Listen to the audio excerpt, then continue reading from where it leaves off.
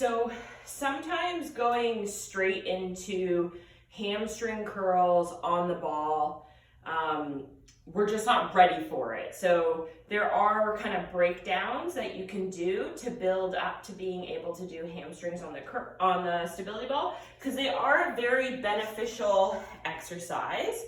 So here are a few variations, and I'm going to kind of do them in progressive order.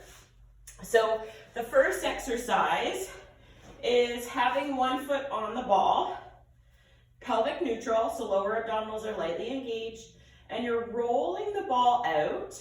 And then when you roll the ball in, actively press your heel and then try to think about squeezing the back of the leg as you pull the ball in. Inhale as you go out, keeping the pelvis nice and neutral.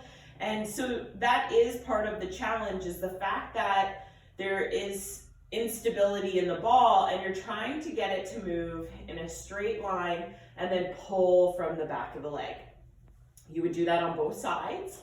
Then we're going to progress to both legs on the ball, just lifting and lowering. So we're getting some glute activation as well as hamstring activation.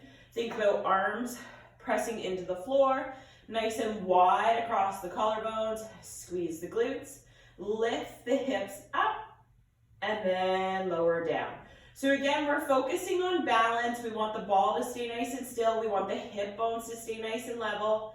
Exhale up, inhale down. Exhale up, inhale down. So there's two options. You might progress a person into the hamstring curls at this point, or maybe balance is a little bit of an issue. So maybe we're going to put one foot on the floor and one foot on the ball. And then from there, we're going to lift and lower, again, focusing on the back of the leg and the glutes as we lift the hips. So again, pressing through both legs, trying to keep that ball nice and steady, and then control it back down. Exhale up, keeping the hip bone still level, and then controlling it back down. Exhale up. Inhale down. Again, we would do it on both sides. Now, one thing that might occur is a little bit of cramping. So I have my foot flat. One might need to relax the foot, not flatten the foot. Maybe dig the heel and then lift and lower. So sometimes if we're too active in the foot, whether it's curling or extending, it can cause a little bit of cramping into the calf. The hamstrings, it is super common for the hamstrings to cramp just because they're weak.